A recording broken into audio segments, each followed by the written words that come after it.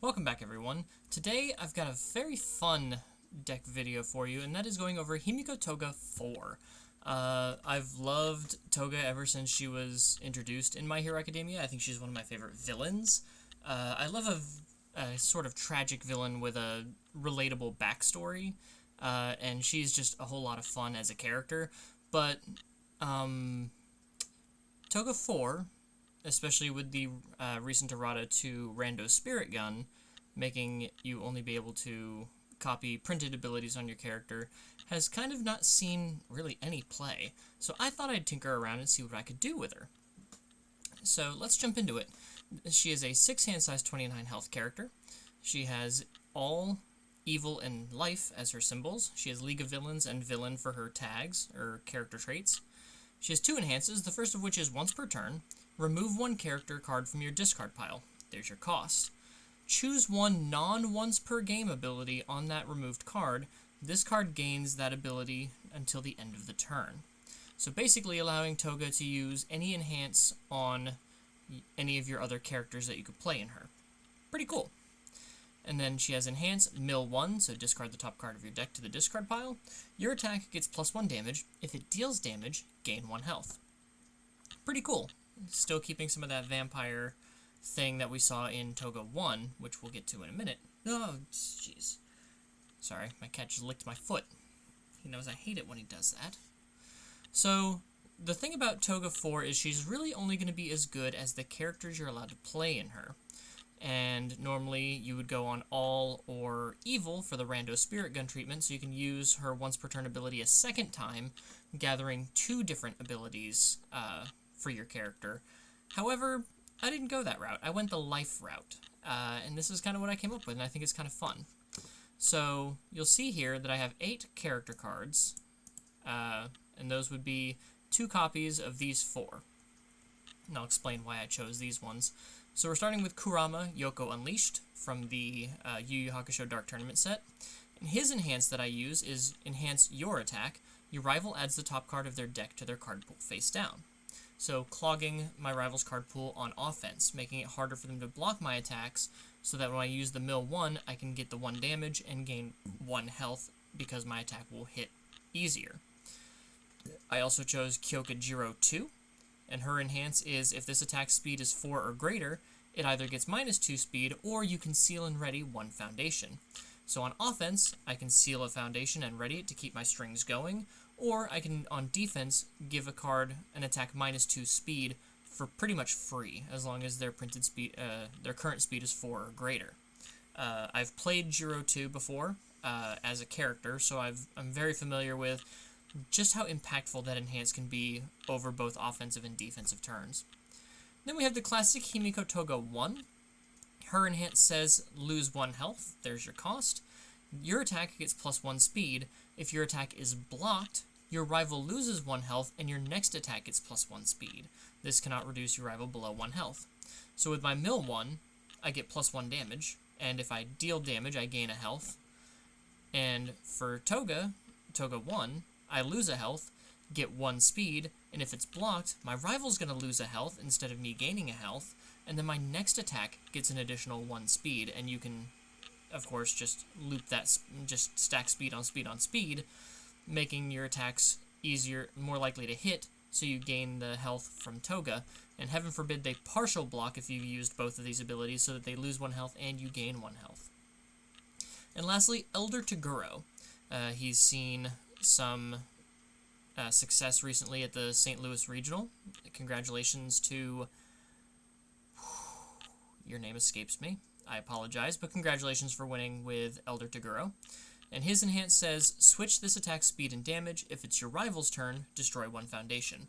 So I can boost the damage of my attacks, and then swap their speed and damage so that my attack will hit easier, and then Toga will allow me to gain health back.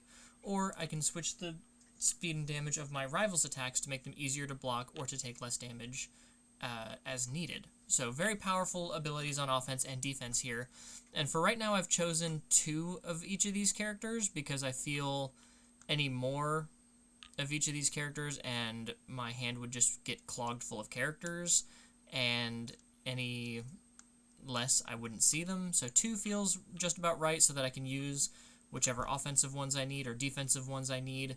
And I'm not focused solely on having one character of each, like not 4 Kurama and 4 Jiro. Although, if I decided to go that route, it definitely could be possible. So let's go on to my attack lineup. I have Spring the Trap. Yes, Sam? He's stalking something. So I have Spring the Trap. This is her rare attack. It's a 4 difficulty, 3 control, 4 mid 4. As a static, if it is added to your momentum, you add it face up, and that is from any public zone like your card pool or your discard pile. As an enhance, if it's in your momentum, you can flip it face down, choose one card in your discard pile or in your card pool. That card does not count towards progressive difficulty this turn. So if we're trying to play a string, this is a great way to make sure that we're not stacking up our progressive difficulty too much. And then enhance, if you have a character card in your remove from game pile, draw 1 card. So we want to remove characters so that we can get our gimmick online, and this is just free draw after we've removed at least 1 character. Next I have Double Spirit Blast. This is a Yusuke Ultra from Dark Tournament. It's a 5/3, 4 mid for 6. As an enhance, your rival's block modifiers get +1 this turn, making it harder for your rival to block, which means you're going to gain your health more with Toga. So you can increase your damage by 1, gain some health, and then you can combo this ability, increasing their block modifiers, with Kurama, adding cards to their card pool, making it even harder to block, or with Toga, giving your attack +1 speed, making it, again, harder to block. And then Double Spirit Blast also has Echo, so as a response, we can spend 1 momentum after this attack resolves. We can play it again as our next form from our card pool, and then if after it resolves, we get to flip it, turning it face down. So a really cool way to just guarantee that your attacks hit, and if you combo this with Kurama or Toga, you can try to guarantee 7 to 14 damage minimum with 1 Double Spirit Blast, and if you have the 1 momentum to echo it, obviously. Next we have My Heart Is Set. This is just a fun tech piece. It's a 4/3, 4 low for 3 with stun 1. So as an enhance, we can force our rival to commit 1 foundation. As a static, if it goes to our momentum, it goes face up. And while it's in our momentum, we can flip it as an enhance to change this attack's speed to 4. So this is useful for the Jiro enhance. If our rival is playing, say, some of the Godzilla EXs, or plays a Walk the Dog, which is a printed 6 speed, or an Armor of the Wolf and dumps a whole bunch of momentum into EX, we can flip, change its speed to 4, and then with Jiro, give it -2 speed, setting its speed to 2, making it super blockable. So that's pretty cool. Or we could set its speed to 4, and if we have another way to reduce speed and we choose to copy the Elder Toguro enhance, we can switch the speed and damage so that we only take 4 or 2 damage. Next we have Rewind Throttle. This is a Midoriya attack. It's a 4/3, 5 high for 3. Fury and Punch. As an enhance, we can discard 1 card to selectively commit a rival foundation. We get to choose which foundation is committed. And since we get a bunch of we might get a bunch of characters in our hand, this is a good way to have those characters work for us a little bit more. And then if we have discarded a card during this attack, we get to draw a card. So we get to filter a card from our hand, turning a character maybe into another attack. This is a 5 high 3, so a 5 high 4 with Toga, and then we could, say, use Elder Toguro to flip it to a 4 high 5 if we need to get a little bit of extra damage in, and we've guaranteed with Double Spirit Blast, maybe echoing that and giving their block modifiers +2, that they're not going to block it. So that's a pretty cool thing with Toguro, is if we've done the Double Spirit Blast to force our rival to add +2 to their block modifiers, and maybe they block 1 or 2 cards so that they can't block anymore, cards like Rewind Throttle, suddenly doing 5 damage minimum. My Heart Is Set can do 4, Gory Stab, you wouldn't want to do that with, but it's really just a neat niche piece that we can use to commit down a very powerful foundation, and maybe cycle a character into another attack. Speaking of Gory Stab, we have Gory Stab. This is a Toga 2 card. It's a 4/3, 2 high for 5. If it goes to our momentum, it goes face up. If it's in our momentum, as a response, we may flip it and lose 3 health. After our rival plays an ability on a foundation, we get to destroy that foundation. So it does not cancel the ability, but if it's a repeatable ability, like something like the Ghidorah card that says if you're at 10 or less health, this attack is +1 or -1 damage. That's just free and repeatable, so we could destroy that card by flipping this in our momentum and losing 3 health, which we can gain back with Toga by making our attacks hit. And then as a response, after our rival blocks this attack, they are forced to spend 2 momentum. So it's a 2 high 5. They're probably going to want to block that, 2 high 6 with Toga. So really easy to block, but if they do, they lose 2 momentum.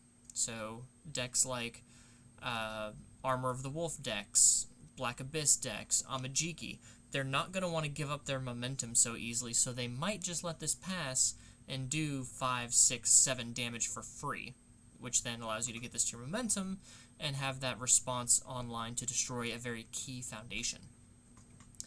Speaking of momentum hate, we have Instant Shining Flash. This is a 4/3, 4 high for 4. As an enhance, we can flip a foundation. The next card we try to play this turn gets -1 difficulty. So that's pretty cool. We can just make our strings a little bit easier. But as a response, after we play this card, our rival spends a momentum. This is both after we play it as an attack or as a block. We can just force our rival to spend one of their momentum and get nothing for it. Pretty cool. And lastly, we have Centicoil. So this is mainly a card for if we're using the Kurama ability to stuff cards in our rival's card pool during every attack. It's a 4/3, 4 mid for 4. As a response, it says after we play this card, choose one card in our rival's card pool. That card cannot leave the card pool during the combat phase. So this is good for card pool clearing decks like Lady Nagant, or Younger Toguro has an ability that clears cards from his card pool. But this says after we block with it, we just lock a card in. It cannot leave during this combat phase. But as an enhance, we can spend 1 momentum. This attack gets 1 speed and 1 damage for each card in our rival's card pool. So if we play this at the end of our string, say our rivals played 2 blocks, this gets +2, +2, +2, +3 with Toga. It's a 6 mid 7 as our 3rd attack. That's not too bad. But if we've done the Kurama Yoko Unleashed with, say, double Spirit Blast and echoed it, let's say we had the 2 momentum for here. So we echo this, and we've given their block modifiers +2. Really hard to block our stuff, but because this counts as 2 attacks, that's 2 cards we were able to add to the card pool for Kurama Yoko Unleashed.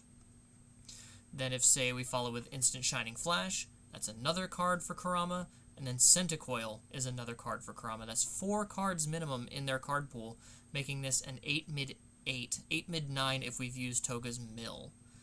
8 mid 9 is pretty good for playing 4 attacks with 3 cards, and then having the 2 momentum. That's not a huge ask, really.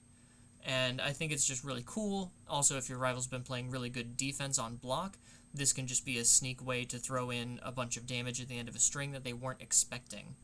And I think it's really cool. Onto our assets, we have Airy, because Airy is just an amazing asset to have. As it's in our stage at the beginning of our end phase, we can ready a non-unique asset or foundation that was not ready during this turn. And as a response, we can remove it and spend a momentum. Before the damage step of our rival's attack, we reduce its damage to our current health -1. So that attack that would kill us leaves us at 1. And then one of the best defensive pieces in the game right now, according to me, Idunbox, which is an enhance, commit, return this attack to its printed speed and damage, return it to its printed zone, and if it was unblockable, it is no longer unblockable. So, big dunk attacks, go back to printed. If you've got a whole bunch of speed, go back to printed, and then if I've used Jiro and you're at 4 speed, I can return it, and I can reduce it by 2. So, just a really, really solid defensive piece. I really enjoy it. And then lastly, for actions, we have a Dark Tournament Looms, which is a 1/5 action with a 2 mid block. As an enhance, we can remove it, add 1 card from our momentum to our hand, and draw a card. Now, we can play this if we don't have any momentum. We can simply play it to draw a card. But on defense, if we have, say, an Instant Shining Flash in our momentum or a Centicoil, we can Dark Tournament Looms, pick it up from our momentum, so we have a good block that can force our rival to spend their momentum or lock a card into their card pool, and we get to draw a card on top of that. So just a really solid way to loop our cards. Yes, yes, yes. Onto our foundations, we have a gift returned. This is a 2/5 with a 3 high block. As a response, or as an enhance, excuse me, we can flip it, add one card with a check value of 6 from our discard pile to our hand. So all of these characters, if they're in our discard pile, those are free +0 mid blocks that we can pick up with a gift returned, which is really good for some of these decks like the what are called funny punch decks, the focused attack decks. Those are all mids. We have what's another big mid? Armor of the Wolf is a big mid. So there's a lot of things you can do to block with mids. It's really good. But we're also running, as a little peek ahead here, Syndicate Target is a 6 with a +1 low block. And then number 10 Pro Hero is a 6 with a +1 high block. So a gift returned is a great way to just snap whatever block zone we need back to our hand with a very low or 0 block modifier. Very powerful defensive piece. Next we have Without a Vision. We can form, commit, and discard a card. We get to draw a card, and our rival's next check this turn gets -2.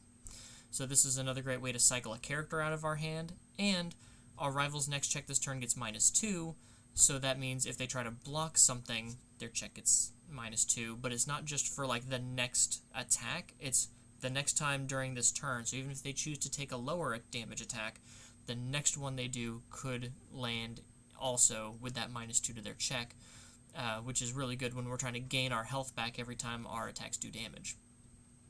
We have Steadfast Resolve. As a response, we can destroy a foundation. After an attack is played, it gets +1 or -1 damage. So if we are knowing with Yoko Unleashed or Toga that our rival is not going to be able to block this attack, we can give it that little extra chip damage, or we can give minus damage to our rival's attacks, so that we can either flip it with Elder Toguro and make it -speed, or we can just survive a little bit more comfortably. Curious About Quirks is our next foundation. It's a response flip. After your rival plays ability on their character, draw one card. It's free card draw. This is just free real estate for card draw. We've got Deadly Ruthlessness. Now this is a card that I've been growing more and more fond of. As an enhance, we can make a check of 4. So just, like you would normally make a control check to play a card. But the difficulty is 4, and you are allowed to commit foundations to pass it. If this attack deals damage, your next attack this turn gets +1 damage. Now we want to make sure that our characters are in our discard pile, so milling and forcing ourselves to make checks is a good way to get more characters into our discard pile. And this means if our rival partial blocks or doesn't block, our next attack gets a little bit more threatening. So that's really cool. And then we have Immortal Shapeshifter, which is a 2/5 with a 3 high block. As an enhance, we can destroy one foundation. This attack is +1 damage. And as a response, we can make a check of 5. After one or more of our foundations is destroyed, we can gain 1 health if we pass that check of 5.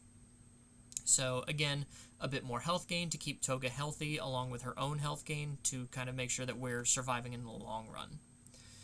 We've got Breaking the Cuffs. We can enhance, destroy, and discard one card, so say a character we don't need.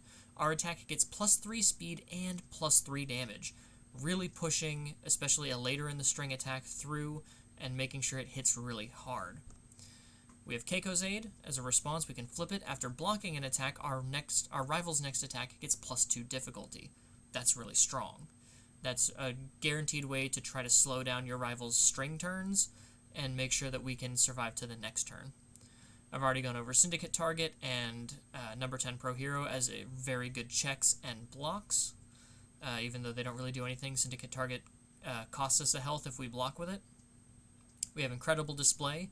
We can commit it and spend a momentum. After our rival plays a non-character response, we can cancel it. Or we can, as a response, commit it after we block with a foundation, say a Syndicate Target or a number 10 Pro Hero. We can add that card back to our hand. So, really powerful defensive tool there.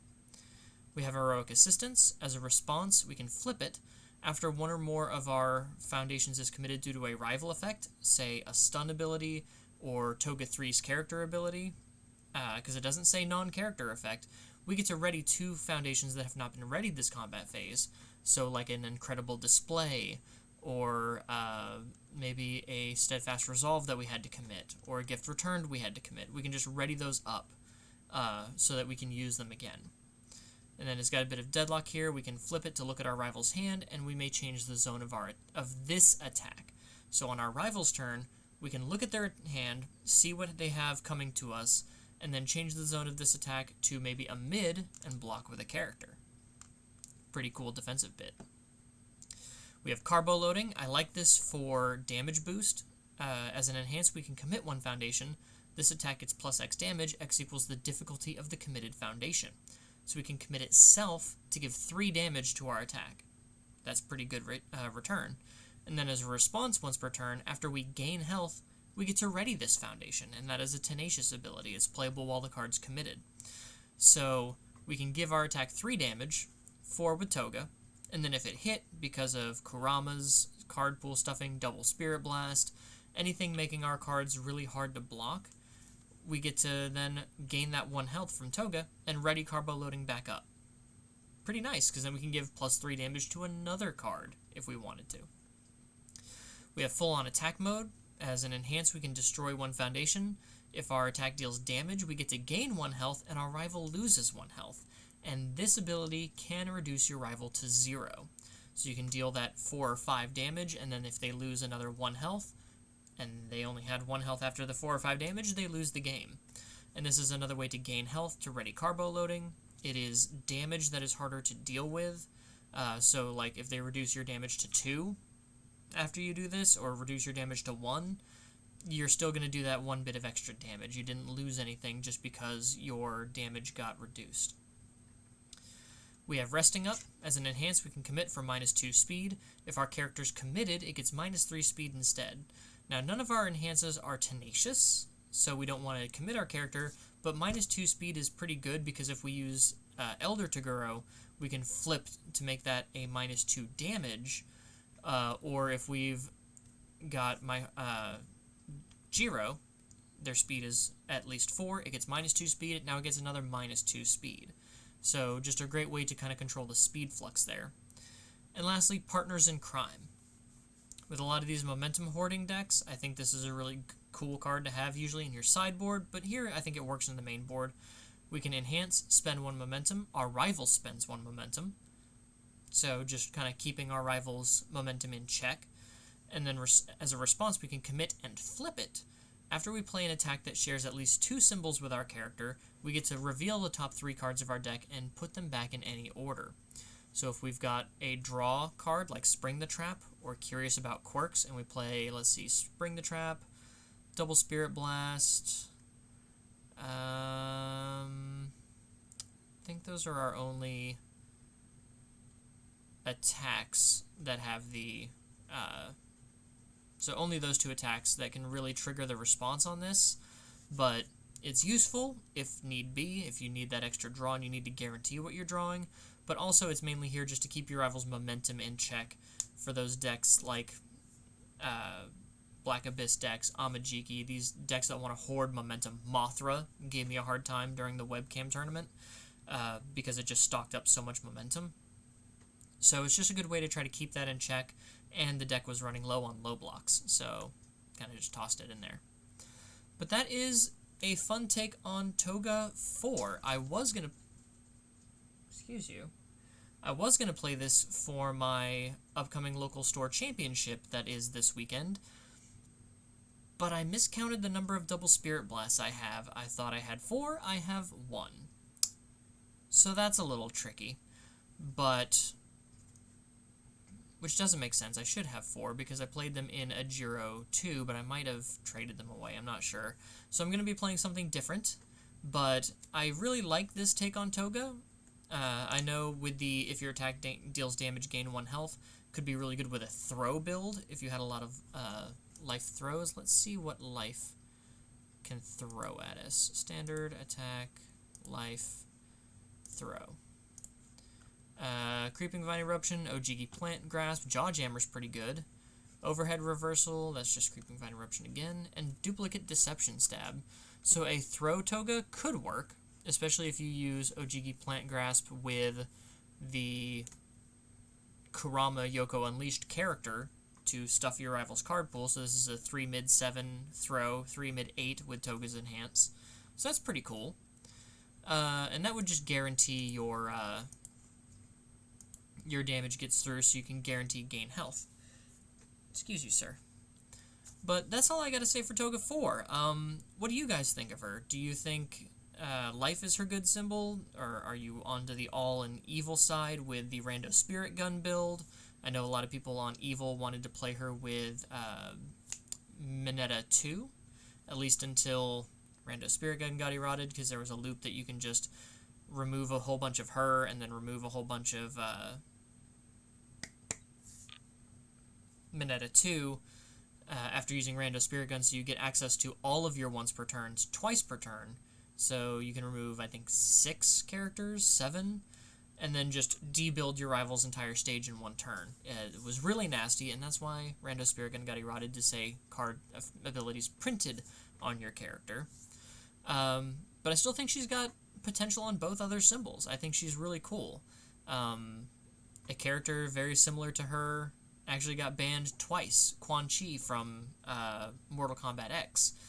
He could remove a character every enhanced step and just keep using like once per turn abilities and abuse that.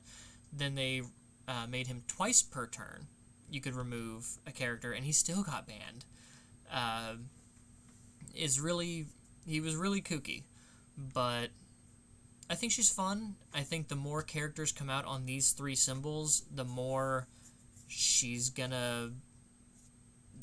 options she's gonna have, and it's gonna be really crazy to see her, especially with the attuned cards coming out. Because I believe, let me check some of these Attack on Titan characters. Okay, so no, these are normal symbols. So a lot of these actually looked like they were attuned symbols.